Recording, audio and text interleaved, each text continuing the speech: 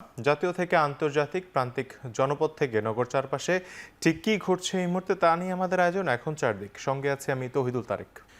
ঢাকা ১৭ আসনে মনোনয়ন ফর্ম জমা দিয়েছেন বিএনপির ভারপ্রাপ্ত চেয়ারম্যান তারেক রহমান। অন্যদিকে জামায়াতের আমির ডাক্তার শফিকুর রহমানের মনোনয়ন দাখিল করা হয় ঢাকা ১৫ আসনে। কাল থেকে ৪ জানুয়ারি পর্যন্ত দাখিল করা মনোনয়নপত্র যাচাই বাছাই করবেন রিটার্নিং কর্মকর্তারা। সোমবার সকাল ১১টার দিকে রাজধানীর সেগুনবাগিচায় রিটার্নিং কর্মকর্তার কার্যালয়ে তারেক রহমানের পক্ষে মনোনয়নপত্র জমা দেন বিএনপি নেতা আব্দুস সালামের নেতৃত্বে ৫ সদস্যের দল।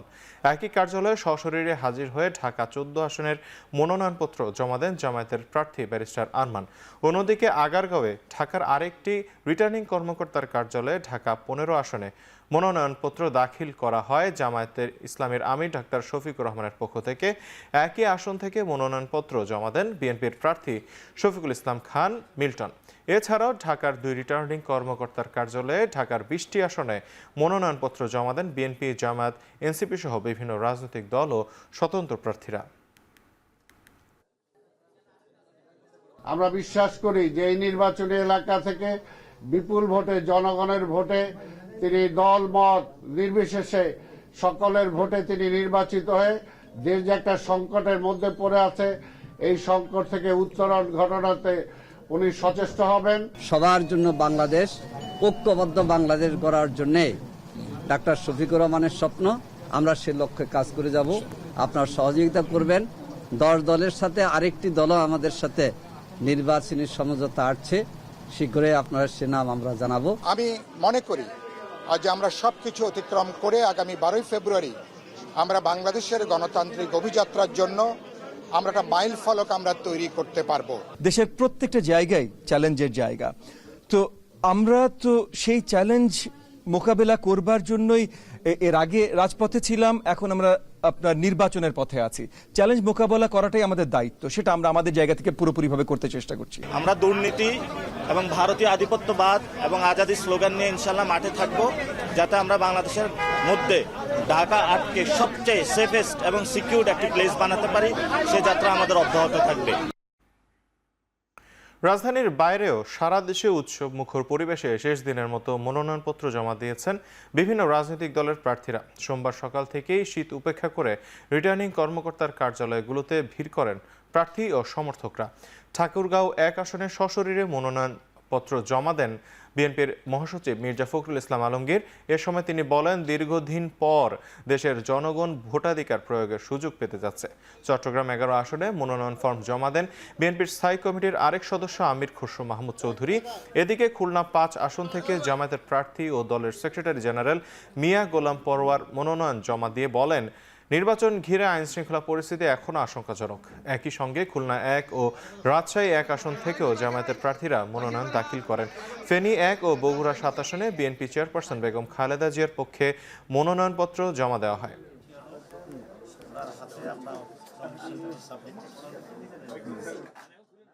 জনগণের ভালোবাসায় যদি আমরা নির্বাচিত হতে পারি, তাহলে নিশ্চয়ই আমরা এই ঠাকুরগাঁও অঞ্চলের উন্নয়ন, সামাজিক পরিবেশকে উন্নত করা, মানুষের কর্মসংস্থান সৃষ্টি করা, এই বিষয়গুলোকে আমরা সবচেয়ে গুরুত্ব আরোপ করব। নতুন বাংলাদেশ গড়ার এই অভিযাত্রায় আশা করি 18 কোটি মানুষও আমাদের এই মিছিলের সহযাত্রী হবে এবং আমরা বিশ্বাস করি we will bring the change. আমরাই এই পরিবর্তনটা আনতে পারবো। মানুষের চোখে কতটুকু আশা, ভালোবাসা, আস্থা এবং বিশ্বাস। আমি বাংলাদেশের সকল মানুষের কাছে দোয়া চাই। ব্যক্তিগত জায়গা থেকে পদত্যাগ ব্যক্তিগত সিদ্ধান্ত, কিন্তু আমরা মনে করি একটি পার্টি বিভিন্ন সময় এই ধরনের মতপার্থক্যের কারণে ভাঙন এবং গড়ার মধ্য দিয়ে যায়, কিন্তু আমরা আমাদের জায়গা থেকে আমাদের যে লক্ষ্য ইনসাফ প্রতিষ্ঠা করা, জুলাই পরবর্তীতে যে আকাঙ্ক্ষা তৈরি হয়েছে সেটির দিকে আমরা এগিয়ে যাব। নাগরিক ঐক্যের সভাপতি মাহমুদুর রহমান মান্নার নির্বাচন করতে কোনো বাধা নেই বলে জানিয়েছেন তার আইনজীবী ব্যারিস্টার জ্যোতির্ময় বড়ুয়া। সোমবার সকালে ঋণ খেলাপির তালিকা থেকে তার নাম বাদ দিয়ে নির্বাচনের সুযোগ দিতে নির্দেশ দিয়েছে চেম্বার আদালত। গত বুধবার বিচারপতি মোহাম্মদ বজলুর রহমান ও বিচারপতি মোহাম্মদ মঞ্জুর আলমের হাইকোর্ট বেঞ্চে ঋণ খেলাপির তালিকা থেকে নাম বাদ দেওয়ার আবেদন করেন মান্না। তবে শুনানি শেষে সেদিন হাইকোর্ট তার রিট খারিজ করে দেন। পরবর্তীতে চেম্বার আদালতে আপিল করেন তিনি। যুগপথ আন্দোলনের সঙ্গী নাগরিক ঐক্যের সভাপতি মাহমুদুর রহমান মান্নার জন্য বগুড়া 2 আসনটি ছেড়ে দেয় বিএনপি। মান্না তার দলীয় প্রতীক কেটলি নিয়ে নির্বাচন করার কথা জানান। ইতিমধ্যে ইসলামী ব্যাংকও রিশুল করে দিয়েছে এবং বাংলাদেশ ব্যাংকের কাছে সিআইবি সংক্রান্ত ঋণখেলাপি হিসাবে না দেখানোর জন্য যেসব আনুষ্ঠানিকতা করতে হয় সেগুলো তারা করেছেন। এবং আজকে যে আদেশ হয়েছে সেটা হচ্ছে একটা ইন্টারিম আদেশ দেওয়া হয়েছে, ডাইরেকশন দেওয়া হয়েছে যেন মান্না সাহেবকে ঋণখেলাপি হিসাবে বাংলাদেশ ব্যাংকের সিআইবিতে প্রদর্শন না করা হয়। সুতরাং মান্না সাহেবের আগামী ইলেকশন, এই যে ইলেকশন আসছে সেখানে তার প্রতিদ্বন্দ্বিতা করার ক্ষেত্রে কোনো প্রতিবদ্ধকতা নাই। এনসিপিতে যোগ দিলেন সাবেক উপদেষ্টা আসিফ মাহমুদ সজীব ভুঁইয়া। ভোটে অংশ না নিলেও এনসিপির নির্বাচন পরিচালনা কমিটি ও মুখপাত্রের দায়িত্ব পালন করবেন তিনি। সোমবার সন্ধ্যায় বাংলা মোটরে দলটির কেন্দ্রীয় কার্যালয়ে সংবাদ সম্মেলনে আসিফ মাহমুদ বলেন, ব্যক্তির সংসদে যাওয়ার চেয়ে গণতান্ত্রিক উত্তরণ জরুরি। জুলাইয়ের প্রত্যাশা পূরণে কাজ করে যাওয়ার অঙ্গীকার করেন তিনি। এ সময় দলের আহ্বায়ক নাহিদ ইসলাম বলেন, গণমানুষের জন্য কাজ করতেই জুলাই আন্দোলনের অন্যতম এই নেতা এনসিপিতে যোগ দিয়েছেন। এটি বাংলাদেশের জন্য ইতিহাস হয়ে থাকবে। এই নির্বাচনে যেহেতু আজকে যেই নমিনেশন জমা দেওয়ার শেষ দিন ছিল, সবাই নমিনেশন জমা দিয়েছেন। আমরা প্রত্যাশা করি খুবই সুষ্ঠু এবং নিরপেক্ষতার সাথে আমি আমার যে দায়িত্ব পেয়েছি দলের পক্ষ থেকে, একই সাথে আমার সহযোদ্ধাদেরকে নির্বাচিত করার জন্য আমি সর্বোচ্চ চেষ্টা করব এবং একই সাথে গণভোটে হ্যাঁ ভোটকে জয়যুক্ত করার জন্য জাতীয় নাগরিক পার্টির পক্ষ থেকে আমরা আমাদের সর্বোচ্চ চেষ্টা করে যাব। আসিফ মাহমুদ সজীব ভুঁইয়া নিজে নির্বাচন না করে সেই দায়িত্বটা পালন করছেন এবং দলের পক্ষ থেকে তাকে এই দায়িত্ব দেওয়া হয়েছে। 1.5 যুগের বেশি সময় পর নয়াপল্টনে বিএনপির কেন্দ্রীয় কার্যালয়ে গেলেন দলের ভারপ্রাপ্ত চেয়ারম্যান তারেক রহমান। এ সময় মা বেগম খালেদা জিয়ার জন্য দোয়া চান তিনি। একই সাথে জনভোগান্তি কমাতে দলের নেতাকর্মীদের সড়ক ছেড়ে দেওয়ার আহ্বান জানান। সোমবার বিকেল 3:30টায় গুলশানের বাসা থেকে তার গাড়িবহর নয়াপল্টনে পৌঁছে। তবে নেতাকর্মীদের ভিড় ঠেলে কেন্দ্রীয় কার্যালয়ের সামনে প্রবেশ করতে 4টা বেজে যায়। এ সময় কার্যালয়ের সামনে তাকে স্বাগত জানান দলের শীর্ষ নেতারা। তার নামে নানা স্লোগান দেন নেতাকর্মীরা। তার আগমনের খবরে দুপুর থেকেই কার্যালয়ের আশেপাশে নেতাকর্মীরা ভিড় করেন। সেখানে অবস্থান নিয়ে জিয়াউর রহমান, খালেদা জিয়া ও তারেক রহমানের ছবিযুক্ত ব্যানার ফেস্টুন প্রদর্শন করেন তারা।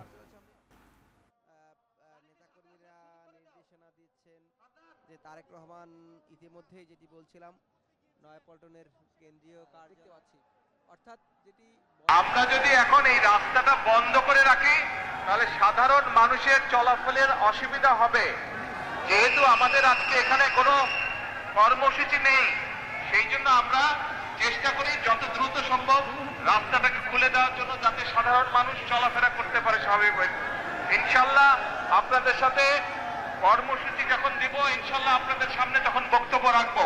আমাদের যার যতটুকু অবস্থান আছে সেখান থেকে আসুন, আমরা আমাদের দেশটাকে নতুন করে গড়ে তোলার চেষ্টা করি। আমার জন্য দোয়া করবেন, দেশনেত্রী খালেদা জিয়ার সুস্থতার জন্য দোয়া করবেন। আল্লাহ হাফেজ, বাংলাদেশ জিন্দাবাদ। বিরূপ আবহাওয়ার কারণে শাহবাগে ইনকিলাব মঞ্চের অবস্থান কর্মসূচি একদিনের জন্য স্থগিত করা হয়েছে। সোমবার রাত 9:30টায় ইনকিলাব মঞ্চের সদস্য সচিব জাবের এই ঘোষণা দেন। জানান, মঙ্গলবার অনলাইনে রিমেম্বারিং আওয়ার কালচারাল হিরো শিরোনামে নতুন কর্মসূচি পালন করবে ইনকিলাব মঞ্চ। এই কর্মসূচিতে শরীফ ওসমান হাদির স্মরণে লেখা গান, কবিতা সহ তার বক্তব্য অনলাইনে ছড়িয়ে দেবার আহ্বান জানানো হয়। শুক্রবার শাহবাগে অবরোধ কর্মসূচি ঘোষণার পর চতুর্থ দিনে এসে সর্বোচ্চ উপস্থিতি দেখা যায়। হাদি হত্যার বিচার না পেলে ঘরে না ফেরার অঙ্গীকার ব্যক্ত করেন বিক্ষোভকারীরা। এদিকে সমাবেশস্থল থেকে পিস্তল সহ সন্দেহভাজন এক ব্যক্তিকে আটক করেছে শাহবাগ থানা পুলিশ। জিজ্ঞাসাবাদের জন্য তাকে থানায় নিয়ে যাওয়া হয়েছে। আগামী 2 দিন আমরা বাংলাদেশের প্রত্যেকটি নিবন্ধিত রাজনৈতিক দলের কাছে যাব, তাদেরকে আমাদের এই আন্দোলনে তাদেরকে সামিল হওয়ার আহ্বান জানাবো।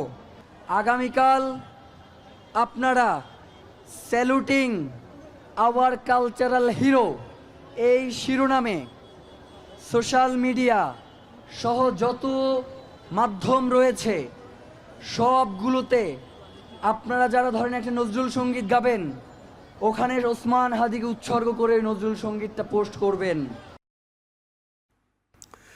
ইনকিলাব মঞ্চের মুখপাত্র শরীফ ওসমান হাদির হত্যাকারীদের দ্রুত গ্রেফতার ও বিচারের দাবিতে ঢাকা বরিশাল মহাসড়কে বিক্ষোভ করেছে ছাত্র জনতা। বিকেল 3:30টায় নগরের নতুল্লাবাদ এলাকায় মহাসড়কের এক পাশ অবরোধ করে বিক্ষোভ করেন তারা। এ সময় আন্দোলনকারীরা অভিযোগ করেন 11 দিন পেরিয়ে গেলেও জুলাই যোদ্ধা হাদির হত্যাকারীদের আইনের আওতায় আনতে ব্যর্থ হয়েছে বর্তমান সরকার। অতি দ্রুত হাদির হত্যাকারীদের আইনের আওতায় না আনতে পারলেই আন্দোলন চলমান থাকবে, পাশাপাশি আরও কঠোর কর্মসূচির হুঁশিয়ারও দিয়েছে ছাত্র জনতা। ইনকিলাব মঞ্চের কেন্দ্রীয় কর্মসূচির অংশ হিসেবে বিভিন্ন কলেজের শিক্ষার্থীরা নতুল্লাবাদে জড়ো হয়। এ সময় মাথায় হাতে পতাকা সহ নানা ধরনের স্লোগান ও প্লেকার্ড নিয়ে অবস্থান কর্মসূচিতে অংশগ্রহণ করেন তারা।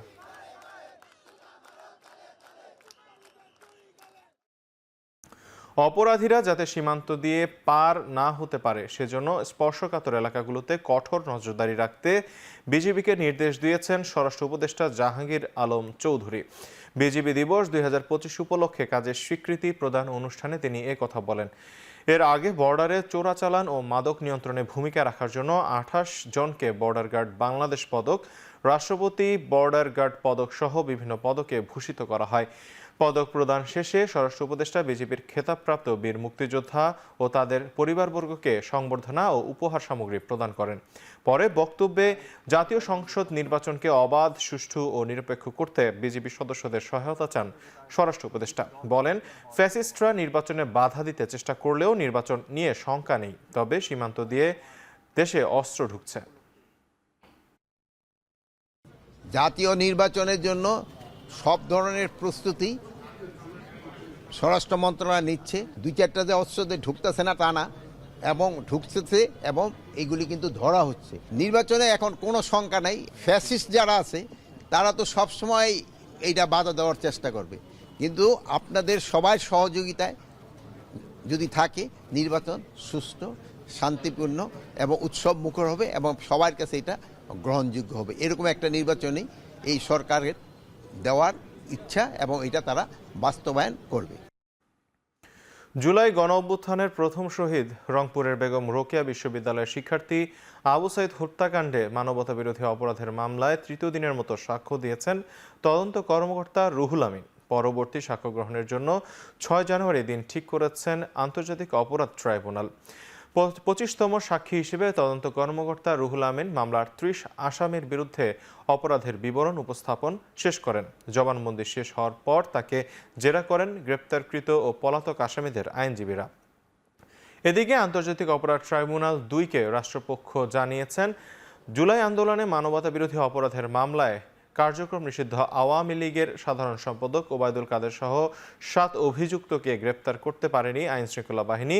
ট্রাইব্যুনালের সামনে দাখিল করা একটি নন এক্সিকিউশন রিপোর্টে বলা হয়েছে, আইন প্রয়োগকারী সংস্থার সদস্যরা বর্তমান ও স্থায়ী ঠিকানায় গিয়ে অভিযুক্তদের খুঁজে পাননি।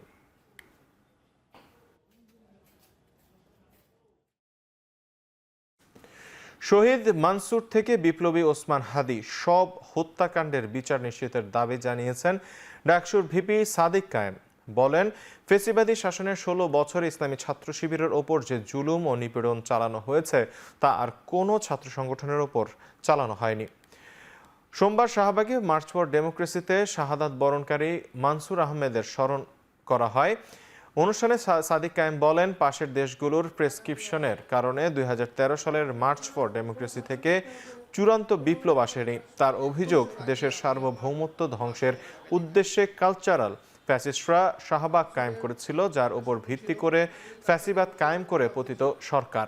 সাদিক কায়েম বলেন, 5 আগস্টের পর শহীদের রক্তের উপর দাঁড়িয়ে যারা ক্ষমতায় বসেছে তারা আজও শহীদদের রক্তের ন্যায্য বিচার নিশ্চিত করতে পারেনি। এই শহীদ ওসমান হাদি থেকে শুরু করে বিগত ফেসিবাদী আমলে গণহত্যা এবং শিশু হত্যার সাথে যারা জড়িত ছিল, শহীদ মনসুরকে যারা শহীদ করেছে, এই স্বাধীন বাংলাদেশে সকল গণহত্যাকারী এবং শিশু হত্যাকারীদেরকে বিচারের আওতায় নিয়ে আসতে হবে। ফেসিবাদী কাঠামোকে রেখে দিতে চায়, সে আগের মতো করে ক্ষমতার রাজনীতি করতে চায়, সেই চাঁদাবাজি, টেন্ডারবাজি, দুর্নীতি, মাসল পলিটিক্সের রাজনীতি করতে চায়। আমরা আপনাদেরকে হুঁশিয়ার করছি, এই শহীদদের বাংলাদেশে, আবু সাঈদের বাংলাদেশে, শহীদ মানসুরের বাংলাদেশে, শহীদ উসমান হাদির বাংলাদেশে এই রাজনীতি চলবে না। অনিয়মের অভিযোগে এক ডেপুটি অ্যাটর্নি জেনারেল ও 3 সহকারী অ্যাটর্নি জেনারেলের নিয়োগ বাতিল করেছে সরকার। সোমবার রাষ্ট্রপতির আদেশক্রমে আইন মন্ত্রণালয়ের সলিসিটর কার্যালয় থেকে আলাদা প্রজ্ঞাপনের মাধ্যমে আদেশ জারি করা হয়। অব্যাহতি পাওয়া ডেপুটি অ্যাটর্নি জেনারেল হলেন জুলফিকার আলম শিমুল। এছাড়া নিয়োগ বাতিল হওয়া 3 জন সহকারী অ্যাটর্নি জেনারেল হলেন ইব্রাহিম খলিল, মোহাম্মদ আয়ুব আলী ও মোহাম্মদ মন্টু আলম। আইন মন্ত্রণালয়ের প্রজ্ঞাপনে উল্লেখ করা হয়েছে, জনস্বার্থে তাদের নিয়োগ আদেশ বাতিল করে দায়িত্ব থেকে অব্যাহতি দেওয়া হলো। এই আদেশ অবিলম্বে কার্যকর হবে বলে প্রজ্ঞাপনে জানানো হয়েছে। রাজধানীর এয়ারপোর্ট ও উত্তরার আবাসিক এলাকায় গড়ে ওঠা অবৈধ বাণিজ্যিক কার্যক্রম বন্ধে ভ্রাম্যমাণ আদালত পরিচালনা করেছে রাজধানীর উন্নয়ন কর্তৃপক্ষ। সকালে রাজধানীর উত্তরা সেক্টর 4 এর আবাসিক এলাকায় রাজউক কর্তৃক এই অভিযান পরিচালনা করা হয়। অভিযানের সময় আবাসিক প্লটে পরিচালিত একাধিক রেস্টুরেন্ট, ফাস্টফুড দোকান ও অন্যান্য বাণিজ্যিক প্রতিষ্ঠান সিলগালা করা হয়। একই সঙ্গে অবৈধ বিদ্যুৎ সংযোগ বিচ্ছিন্ন করে মিটার জব্দ করা হয়েছে। এ সময় নির্বাহী ম্যাজিস্ট্রেট সবুজ হাসান বলেন, আবাসিক এলাকায় অবৈধ বাণিজ্যিক কার্যক্রম বন্ধ করতে এ ধরনের অভিযান অব্যাহত থাকবে।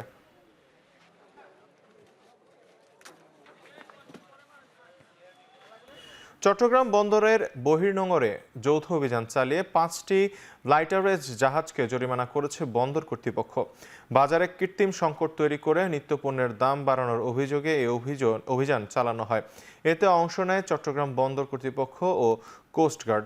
পবিত্র রমজানকে সামনে রেখে কিছু আমদানিকারক পণ্য খালাস না করে লাইটারেজ জাহাজকে ভাসমান গুদাম হিসেবে ব্যবহার করছে বলে অভিযোগ রয়েছে। নিয়ম অনুযায়ী পণ্য লোডের 72 ঘন্টার মধ্যে জাহাজ বন্দর ত্যাগের কথা থাকলেও তা মানছে না অনেকেই। এই অবস্থায় সোমবার সকাল 10টা থেকে বন্দরের নির্বাহী ম্যাজিস্ট্রেটের নেতৃত্বে আলফা ও ব্রাভো অ্যাঙ্করেজে অভিযান চালানো হয়। এ সময় জাহাজের কাগজপত্র, অবস্থানের সময়, অগ্নি নিরাপত্তা ও ফিটনেস সনদ যাচাই করা হয়েছে। অভিযানে গম, চিনি ও সার বোঝাই সহ 5টি জাহাজকে বিভিন্ন অনিয়মের দায়ে মোট 1,80,000 টাকা জরিমানা করা হয়।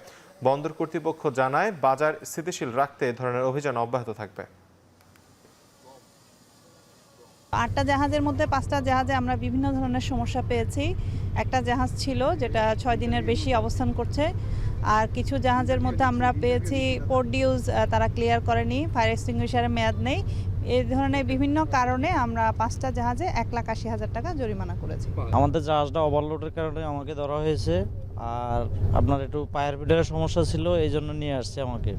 জরিমানা করা হবে এটা বলা যায় না, এটা প্রতিপক্ষ হইতে পারে। ভোগ্যপণ্য যে সমস্ত জাহাজ বহন করে তারা 72 ঘন্টার বেশি আছে কিনা, এবং এগুলা করে যেন তারা জনমনে এবং বাজারে কৃত্রিম সংকট সৃষ্টি করে কিনা সেটা চেক করাই আমাদের মূল আজকের অভিযানের উদ্দেশ্য ছিল।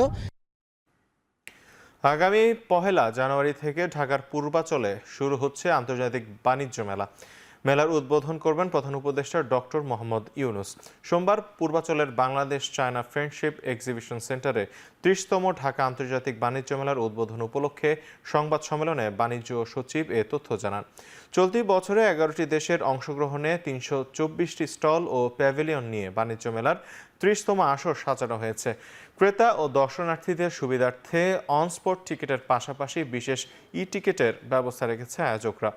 যাতায়াতের জন্য বিআরটিসি বাস সার্ভিসের পাশাপাশি রাইড শেয়ারিং এর ব্যবস্থা রাখা হয়েছে। এবছর মেলায় পলিথিনের ব্যবহার নিষিদ্ধ করা হয়েছে। বিকল্প হিসেবে জেডিপিসি এবং বস্ত্র ও পাট মন্ত্রণালয়ের সহযোগিতায় 15 থেকে 20 টাকার মধ্যে পাটের ব্যাগ কেনার সুযোগ থাকবে ক্রেতাদের জন্য। মোট 324টি স্টল এবং প্যাভিলিয়ন নিয়ে আমাদের এই 30তম আন্তর্জাতিক বাণিজ্য মেলাটি সাজানো হয়েছে, এবং যথারীতি এবছরেও প্রায় 11টি বিদেশি স্টল এবং প্যাভিলিয়ন অংশগ্রহণ করছে বিধায় এতে এবছরেও আন্তর্জাতিক বাণিজ্য মেলা হিসেবেই পরিচিতি পাবে। এই বছরে মেলা থেকে আমরা সিঙ্গেল ইউজ প্লাস্টিক তথা পলিথিন বর্জন করেছি। কপ সম্মেলনে দেশের পক্ষে প্রধানমন্ত্রী বা উপদেষ্টা পরিষদের সদস্যদের উপস্থিতি জরুরি বলে মন্তব্য করেছেন মৎস্য ও প্রাণী সম্পদ মন্ত্রণালয়ের উপদেষ্টা ফরিদা আখতার। সোমবার জাতিসংঘ জলবায়ু সম্মেলনে অংশগ্রহণ পরবর্তী কর্মশালায় প্রধান অতিথির বক্তব্যে তিনি কথা বলেন। আরও বলেন, বাংলাদেশ একটি প্রাণবৈচিত্র্যে সমৃদ্ধ দেশ, নানা সমস্যায় জর্জরিত হলেও দেশের পরিবেশগত সংকট সমাধানের সক্ষমতা আছে বলেও মনে করেন তিনি। এজন্য সম্মিলিত চেষ্টার আহ্বান জানান তিনি।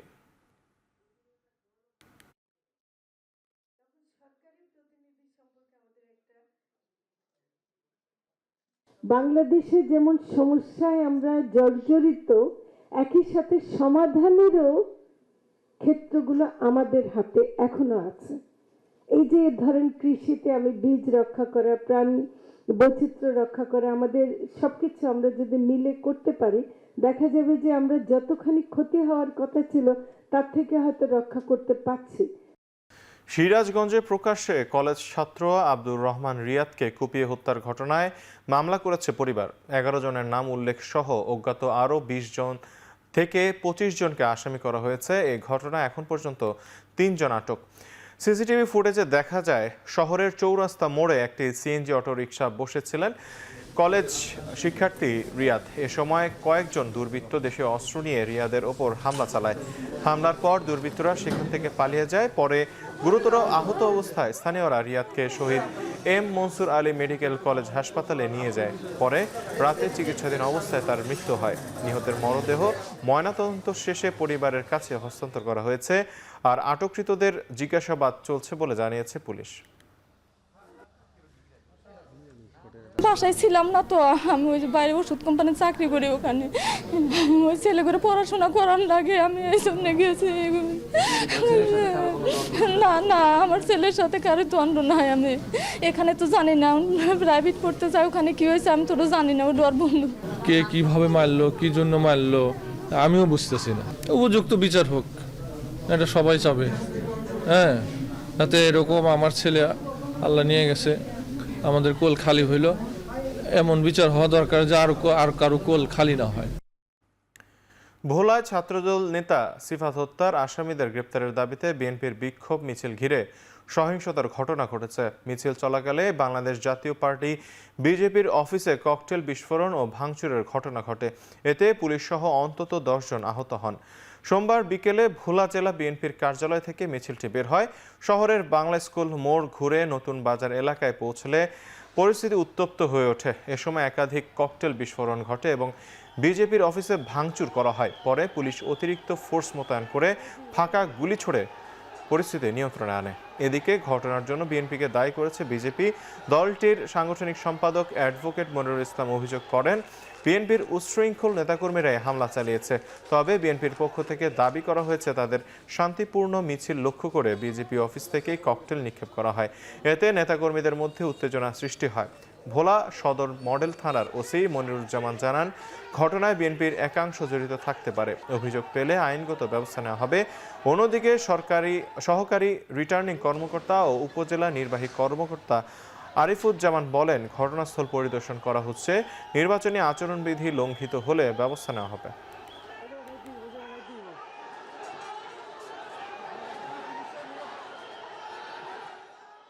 আমাদের ছাত্র নেতা রাজাপুরের ইউনিয়নের ছাত্র নেতা, তাকে আন্দালিব রহমান পার্থর লোকজন এলো পাতারি কুপিয়ে নির্মমভাবে হত্যা করে। আমরা এর প্রতিবাদে আজকে মিছিল শান্তিপূর্ণভাবে আমরা মিছিল নামিয়েছি। সেই মিছিলের উপরে জাতীয় পার্টির অফিস থেকে আমাদের উপর বোমা হামলা করা হয়। আমাদের সাথে ভোলা বিএনপির যে বুঝাপড়া রয়েছে, এই বুঝাপড়া নষ্ট করার জন্য একটি গ্রুপ আগেও একটি হঠকারীমূলক আচরণ করেছে, আজকেও সেম ঘটনাটি ঘটিয়েছে। অপহরণ করে মুক্তিপণ দাবির অভিযোগে সাভারে একটি প্রতারক চক্রের 4 সদস্যকে আটক করেছে ঢাকা জেলা গোয়েন্দা পুলিশ। রবিবার রাতে সাভার পৌর এলাকায় গেন্ডা রাজাবাড়ি এলাকা থেকে তাদের আটক করা হয়। পুলিশ জানায়, ভুক্তভোগী মোহাম্মদ মাসুম ব্যাপারীর সঙ্গে 27 ডিসেম্বর শ্যামলী পরিবহনের একটি বাসে যাতায়াতের সময় মোসা জোসনা আক্তার ঋতু নামে এক নারীর পরিচয় হয়। পরিচয় সূত্রে তাকে ভাই সম্বোধন করে পরদিন সাভারের এক বাসায় দাওয়াত দেন ওই নারী। ভুক্তভোগী ওই বাসায় গেলে সেখানে আগে থেকে অবস্থান করা 3 জন তাকে মারধর করে গামছা দিয়ে হাত বেঁধে এবং কষ্টেপ দিয়ে মুখ আটকে রাখে। এ সময় তার কাছ থেকে নগদ 4,000 টাকা ছিনিয়ে নেওয়া হয়। পরে ভুক্তভোগীর পরিবারের কাছে ফোন করে আরও 2 লাখ টাকা মুক্তিপণ দাবি করে তারা।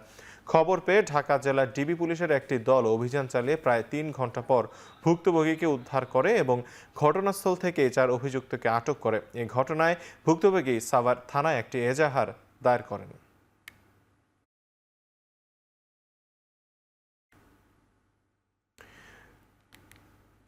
পাবনায় অবৈধ ইট ভাটায় অভিযান চালিয়েছে যৌথ বাহিনী। অভিযানের সময় 20টি ইটভাটাকে মোট 25,30,000 টাকা জরিমানা করা হয়।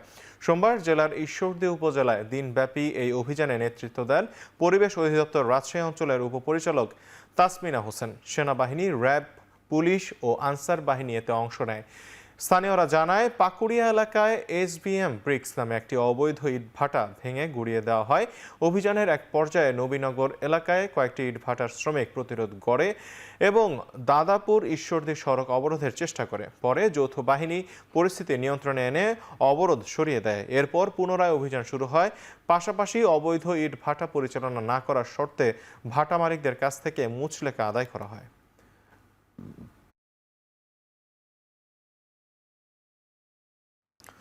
গ্যাজেট ও পদায়নের 5 দফা দাবি জানিয়েছে 48তম BCS এর সুপারিশপ্রাপ্ত চিকিৎসক ফোরাম। সোমবার দুপুরে সংবাদ সম্মেলনে ফোরামের নেতারা বলেন, তৃণমূল পর্যায়ে চিকিৎসক নিয়োগের গ্যাজেট দ্রুত প্রকাশ করতে হবে। উপজেলা পর্যায়ে ভোগান্তি কমাতে উদ্যোগ জরুরি বলে মনে করেন তারা।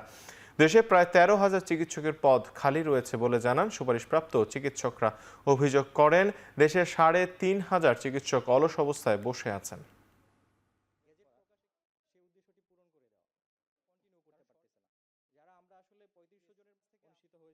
নেপালে আসন্ন নির্বাচনে প্রধানমন্ত্রী পদে প্রতিদ্বন্দ্বিতা করার ঘোষণা দিয়েছেন কাঠমান্ডুর মেয়র ও জনপ্রিয় রেপার বালেন্দ্র শাহ। জেনজিদের নেতৃত্বে নেপালে সরকার পতনের আন্দোলনের অন্যতম সমর্থক বালা এরই মধ্যে যোগ দিয়েছেন রাষ্ট্রীয় স্বতন্ত্র পার্টিতে। RSPর প্রধান হিসেবে এই মুহূর্তে দায়িত্ব পালন করছেন সাবেক টেলিভিশন উপস্থাপক ও রাজনীতিবিদ রবি লামিছানে।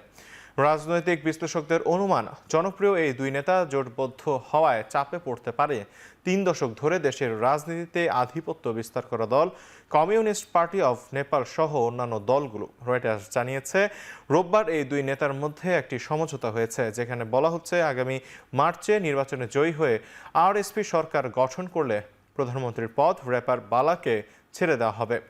বিপরীতে দলের প্রধান হিসেবেই দায়িত্ব পালন করবেন রবি লামিছানে।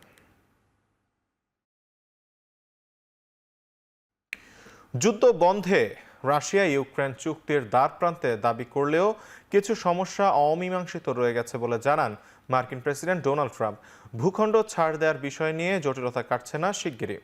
রোববার যুক্তরাষ্ট্রের ফ্লোরিডায় জেলেনস্কির সঙ্গে বৈঠক শেষে ট্রাম্প বলেন, ইউক্রেনের নিরাপত্তা নিশ্চিতের বিষয়ে 95% কাজ এগিয়েছে। অন্যদিকে জেলেনস্কি জানান, 20 দফা শান্তি পরিকল্পনার বিষয়ে 90% অগ্রগতি হয়েছে।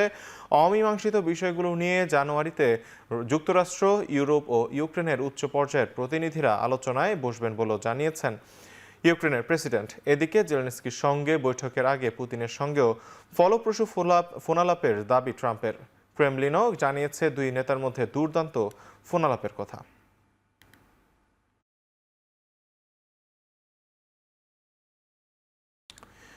তুরস্কের উত্তর পশ্চিমাঞ্চলের ইয়ালোভা প্রদেশে পুলিশের সঙ্গে সংঘর্ষে সন্দেহভাজন ইসলামিক স্টেটের 6 জঙ্গি নিহত হয়েছে।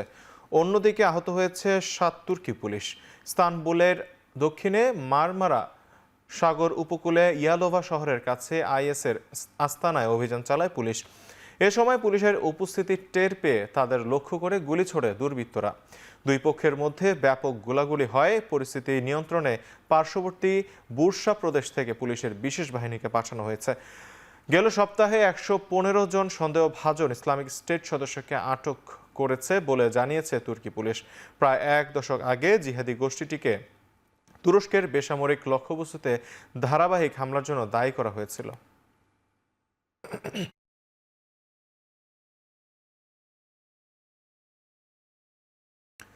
ভেনেজুয়েলার সেনাবাহিনীকে অজেয় যোদ্ধা হিসেবে আখ্যায়িত করেছেন দেশটির প্রেসিডেন্ট নিকোলাস মাদুরো। জাতীয় সশস্ত্র বাহিনীর বর্ষপূর্তিতে অংশ নিয়ে এ কথা বলেন তিনি। এ সময় শীর্ষ কর্মকর্তাদের সঙ্গে বৈঠকে মাদুরো দাবি করেন, যুক্তরাষ্ট্রের সঙ্গে 27 সপ্তাহ ধরে চলমান উত্তেজনায় সামরিক বাহিনীর মুক্তি ও মানবতাবাদের মূল্যবোধ আরও শক্তিশালী হয়েছে। 2025 সালে ভেনেজুয়েলার জাতীয় শক্তি একীভূত হয়েছে বলেও মনে করেন প্রেসিডেন্ট মাদুরো। জনসাধারণ এবং সামরিক বাহিনী সরকারের প্রতিরক্ষা পরিকল্পনার অধীনে একত্রিত হয়েছে। মার্কিন আগ্রাসনের হুমকির মুখে সশস্ত্র বাহিনীকে সার্বভৌমত্ব এবং আঞ্চলিক অখণ্ডতা রক্ষার জন্য প্রস্তুত বলে জানান নিকোলাস মাদুরো। মেক্সিকোর দক্ষিণাঞ্চলীয় রাজ্য ওয়াহাকা একটি যাত্রীবাহী ট্রেন লাইনচ্যুত হয়ে অন্তত 13 জনের প্রাণ গেছে। ট্রেন দুর্ঘটনায় আহত হয়েছেন আরও কমপক্ষে 98 জন। স্থানীয় সময় রোববার এই দুর্ঘটনা ঘটে। এক বিবৃতিতে বিষয়টি নিশ্চিত করেছে মেক্সিকো। জানা গেছে ট্রেনটিতে চালকসহ 9 রেলকর্মী মিলিয়ে মোট 250 জন যাত্রী ছিলেন। আর আহত 98 জনের মধ্যে 36 জনকে হাসপাতালে ভর্তি করা হয়েছে, যাদের মধ্যে 5 জনের অবস্থা আশঙ্কাজনক। এই অবস্থায় ঘটনাস্থল পরিদর্শন করেছেন রেল ও রেলওয়ে পুলিশের জ্যেষ্ঠ কর্মকর্তারা। এ সময় নিহত ও আহতদের পরিবারকে সহায়তার আশ্বাসও দিয়েছেন তারা।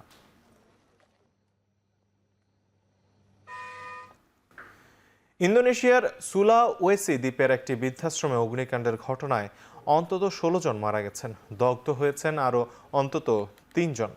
পুলিশের বরাত দিয়ে সোমবার এই সংবাদ প্রকাশ করেছে রাষ্ট্রীয় সংবাদ সংস্থা আন্তারা। সুলাওয়েসি দ্বীপের মানারো শহরে এই ঘটনা ঘটে।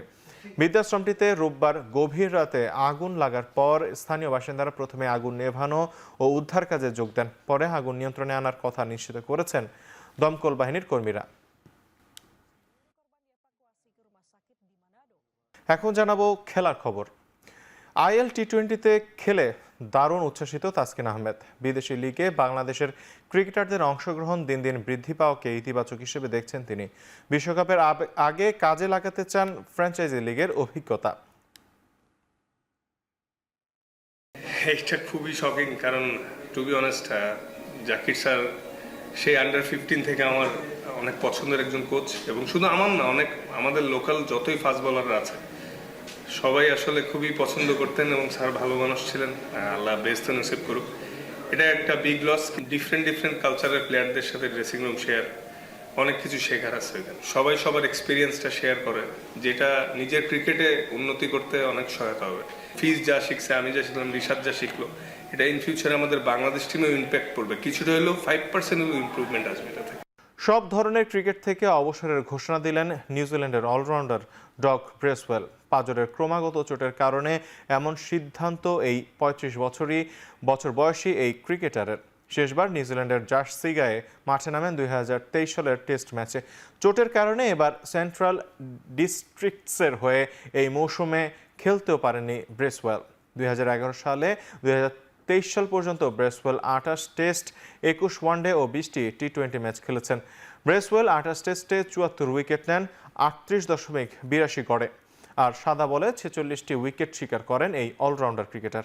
তার ক্যারিয়ারের সেরা সাফল্য বলা চলে 2011 সালের হোবার্ট টেস্টকে। ক্যারিয়ারের তৃতীয় ম্যাচেই 60 রান দিয়ে 9 উইকেট নিয়ে নিউজিল্যান্ডের ঐতিহাসিক জয়ে অনন্য অবদান ছিল এই ক্রিকেটারের। বিরল এক কীর্তি নিয়ে অবসরে গিয়েছেন তিনি।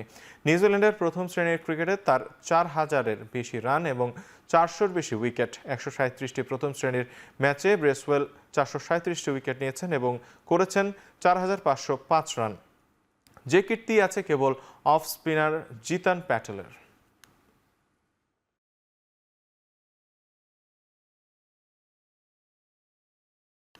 ইনজুরিতে থাকলেও বিশ্বকাপের 15 সদস্যের প্রাথমিক স্কোয়াডে ডাক পাচ্ছেন 2 অজি পেসার প্যাট কামিন্স এবং জশ হ্যাজেলহুড। একই সঙ্গে ইনজুরিতে থাকা টিম ডেভিডকেও স্কোয়াডে রাখা হয়েছে। আগামী 2 জানুয়ারি বিশ্বকাপের প্রাথমিক স্কোয়াডে জমা দেওয়ার শেষ সময় অস্ট্রেলিয়া কোচ অ্যান্ড্রু ম্যাকডোনাল্ড জানান, ইনজুরি থাকলেও কামিন্স এবং টিম ডেভিডকে রাখা হচ্ছে স্কোয়াডে। ধারণা করা হচ্ছে বিশ্বকাপের আগেই দুজনে সুস্থ হয়ে স্কোয়াডে যোগ দেবেন। এদের মাঝে কামিন্সকে নিয়ে অবশ্য দুশ্চিন্তা করতে হচ্ছে অজি কোচকে। চলতি বছর কেবলমাত্র একটি টেস্ট খেলেছেন প্যাট কামিন্স। কোমরের ইনজুরির কারণে অ্যাশেজের শেষ টেস্টেও নেই তিনি। ক্রিকেট অস্ট্রেলিয়ার প্রত্যাশা চূড়ান্ত স্কোয়াডে ঘোষণার আগেই সেরে উঠবেন কামিন্স। অন্যদিকে বিগ ব্যাশে খেলতে গিয়ে হ্যামস্ট্রিংয়ে গ্রেড 2 ইনজুরিতে পড়েছেন টিম ডেভিড। বিগ ব্যাশে খেলতে না পারলেও বিশ্বকাপের আগে তিনি সেরে উঠবেন বলে জানিয়েছে টিম ফিজিও।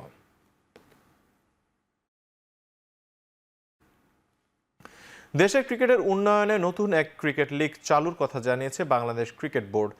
সোনার বাংলা পাথওয়ে নামের নতুন এই লিগ মাঠে গড়াবে 2026-এর জানুয়ারি মাসে।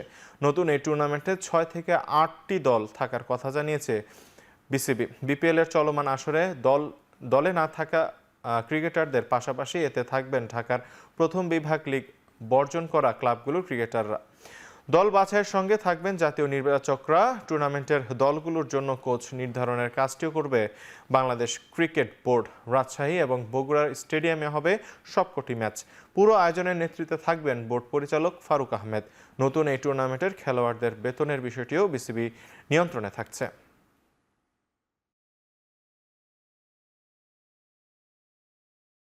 শেষ করছে এখন চারদিক। এখন টিভি ওয়েবসাইটে দেখতে ভিজিট করুন www.ekhon.tv।